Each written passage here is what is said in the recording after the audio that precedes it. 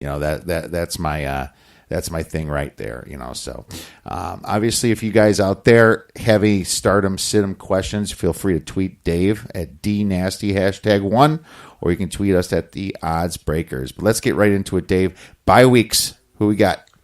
Bye weeks. We have 4 teams on bye this week. We have the Packers, who after their nice win tonight gets a week off. So if you have Aaron Rodgers or any of the receivers like Devontae Adams, you want to definitely take them out of your lineups for this upcoming week. The Raiders are on bye this week as well. You're probably not starting anyone on the Raiders, especially Amari Cooper after his dud this past week. And then we have the Steelers on bye. Big Ben, Le'Veon Bell still hasn't reported as well. He was supposed to report this week, but still hasn't. So James Conner, get him out of your lineup, and Big Ben and Antonio Brown. And the last team that's on bye this week is the Seahawks. So Russell Wilson, you want to get him out of your lineup. And any of the Seahawks running backs if you're starting any of them by chance. Yeah, and not like you're starting a ton of Seahawks anyway, but man, I couldn't tell if the Raiders were just that bad last week or if the Seahawks were that good. I guess Gruden flew in super late, complained about the game. I'm pretty sure that they gave up on that game. And the Seahawks, they look great again. So, obviously, no one I'm going to be super excited to pick up on the Seahawks, but we'll kind of see how it is and go through these this waiver wire here. Key injuries. I'll start, man. Josh Allen has an elbow. I think he might be good enough to play next game, but I'm not sure about that. There's a couple options Buffalo has. There's one I actually favor that's on my waiver wire. If you need a quarterback, like if you're in a very deep 14-16 team league or a dual quarterback type league. Amari Cooper, concussion, but he has a bye week, so he could be fine. Most likely will be fine by the following week. Cooper Kupp left with a little bit of a knee injury. You got to watch him. He's probably day to day. Tavon Austin has a groin strain for the Cowboys, and you got to watch him. Quincy Enunwa has a right ankle issue, and it looked like he might miss the next week from that. Terrell Pryor, he has a groin problem week to week. So Enunwa went out, then they replaced him with Pryor, and then Pryor went out. Pretty tough for the Jets there. We'll see how they rebound. Niles Paul, he left the game on crutches. I didn't get the prognosis yet. I don't know if it's out yet, but it looked pretty bad. So we'll see what's going on with him. Calvin Ridley, he's a little bit banged up, and Mohamed Sanu is a little bit banged up. And that's who I have for injuries. Who do you have, Dave? I didn't have anyone else. You covered them all, actually, Kiev. Nice, but nothing serious, nothing too serious, I guess. And I think the Niles Paul one, and most people aren't starting him, but some people had to. They said Cooper Kupp might be out several weeks. They said it was MCL sprain, so those usually take a few weeks, actually. So the Cooper Kupp may be out a few weeks. Okay, yeah, okay. And again, Calvin, really, you got to watch him a little bit too, but. I think that this week people escape pretty well with nothing too major here. Waiver wire. Why don't you get started on who we should be picking up or looking at? Baker Mayfield. Everyone knows I like Baker. Big fan of Christian Yelich as well, and the Brewers, who won again tonight. Baker is actually playing Tampa Bay this week. It's an ideal matchup. Anyone who plays Tampa Bay usually has a great week. Baker Mayfield had a rough week this week, but he threw for 342 yards versus a stout Baltimore defense 2 weeks ago. And he's playing the Tampa Bay defense this week. So definitely pick him up and stream him this week. If you need a fill-in for Rodgers or one of the other quarterbacks on bye or that's hurt. So definitely a good pickup this week at the plug-in against the Tampa Bay defense. Taylor Gabriel, guy we talked about last week as well. He's put on a clinic in his past 2 games. He's combined for 214 receiving yards and 2 scores, hauling in all of 12 targets. So for the season, he's caught 27 of 32 targets for 303 yards.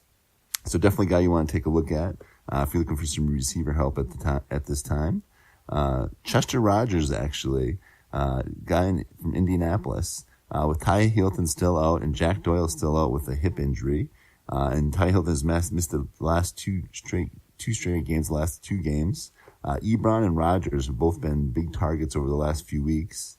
And the Indianapolis Colts have a poorish defense as well. They've allowed 37, 38, and 42 points over the last 3 weeks.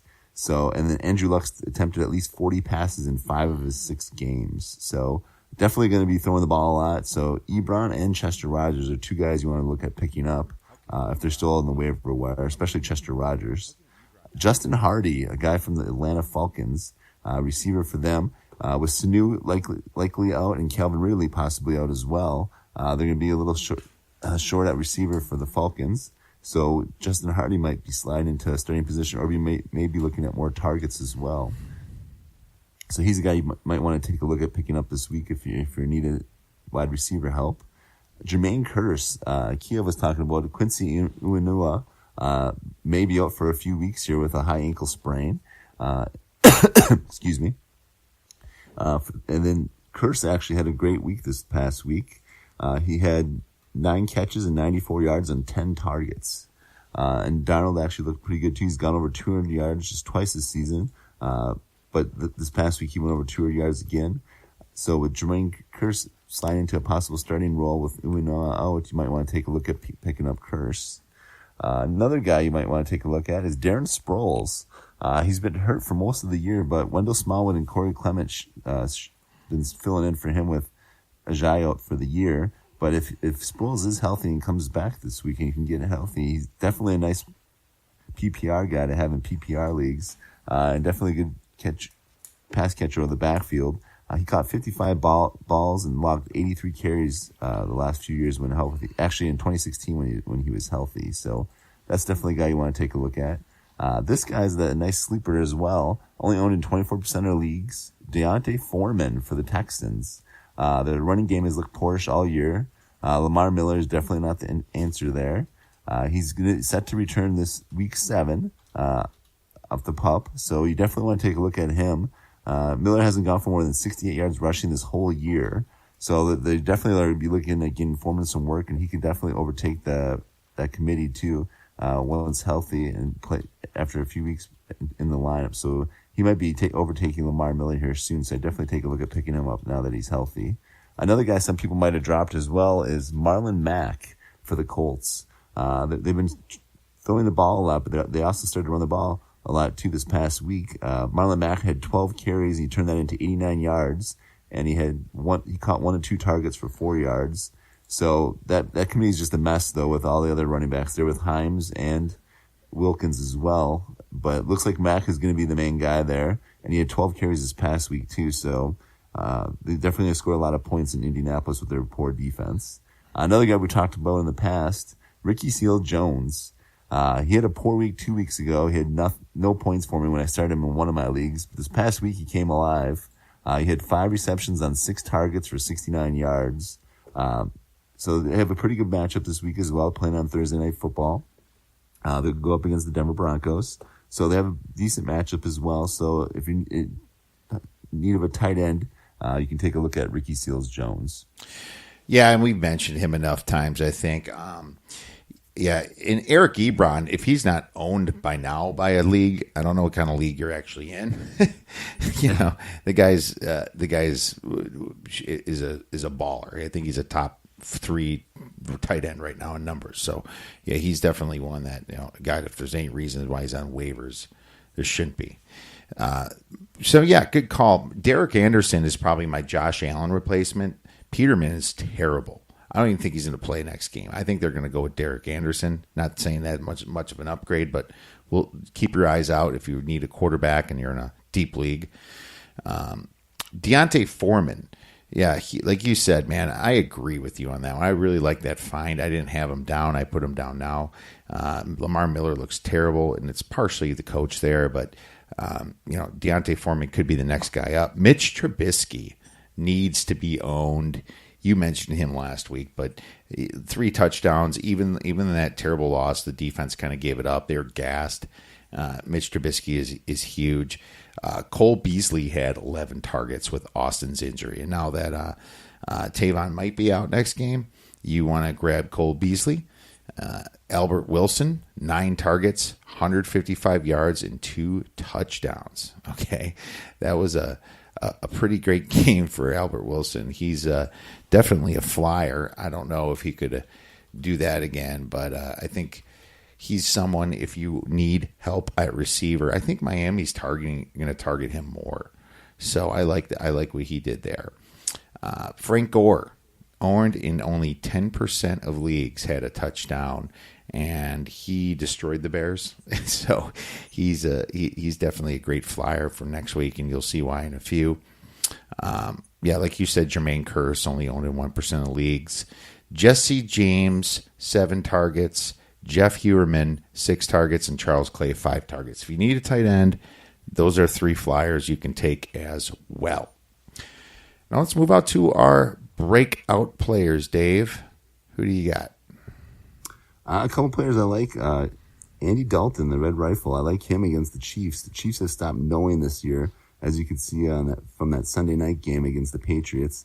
Chiefs defense is just horrible, and they're going to put up a ton of points. So I like Andy Dalton this week. Tyler Boyd as well. He had another breakout game this past week with 2 touchdowns. I like those 2 guys against the porous Chiefs defense. I also like anyone that's going against the Indianapolis Colts as well. So you definitely want to get anyone in your lineup that's starting against the Colts. Looks like they're playing the Bills this week. So LaShawn McCoy would be a good start against the Colts this week. And then whatever backup quarterback, you could take a flyer on him too. If it's Peterman or Anderson, you definitely want to start one of them too, because the Colts are going to give up a lot of points, and they're going to score a lot of points as well. Another guy we just talked about, actually, Mitch Trubisky, Kiev's boy. I like him against the Patriots. Patriots defense hasn't stopped anyone either really this year, so I definitely like Trubisky and the receivers too, Allen Robinson and Taylor Gabriel. Plus Tarek Cohen, we didn't speak about him yet either. He had a great game this week, and he might be taking over Jordan Howard's spot at running back in some of his touches as well. So Cohen is a guy I definitely like this week. He's a breakout player. No one's probably starting him yet, but you might be starting him down the road if Howard doesn't start improving. No, I 100% agree with you there. So I actually had some of the similar ones here. They unfortunately got erased. I had them all written down here, but I do remember most of them. I like Allen Robinson too. He's not a for sure starter, so some people will probably him and haw about him a little bit. He's versus the Patriots defense. I think he's definitely going to get some wide open plays. I also like John Brown. I think he's gonna be playing the Saints at home, and the Saints can definitely give up some yards throughout the air. So I like John Brown right there. Another one I liked is Frank Gore. Frank Gore is playing the Lions next week, I believe, and the Lions give up the most rushing yards to teams. They have the worst rushing defense, is what I'm trying to say. And this is a great opportunity for Frank Gore to run all over them, to keep padding those awesome stats. So as far as what I'm saying, Frank Gore is my nasty sleeper of the week. He is a starter. I think I had Boyd last week, by the way, and he scored 20-some fantasy points, so I nailed that one. Frank Gore is my nasty sleeper of the week for you to start in your lineups. Who do you have, Dave? My dynasty sleeper of the week is going to be Baker Mayfield. He's been putting up solid numbers this year, but I look for this to be his breakout game this week and have a huge game against the Buccaneers this week. Nice. Yeah. Against the Buccaneers, they just fired their defensive coach, Smith. And, I don't know if that's a good thing or not. Sometimes they play a little bit better. But after them getting trounced last week, the Browns, that is, against the Chargers, I think they're ready to break out. And obviously I like the Mayfield pick for that. All right, my man. Anything last to add? I think that's it. Thank you for listening, fantasy footballers out there, and have a great week. Yeah, everyone, thanks so much to our listeners. Really appreciate everything. If you have any questions for us, please tweet us at the Oddsbreakers or tweet Dave at DNasty #1 for any fantasy questions. Go out there and pick up some players and go get some winners.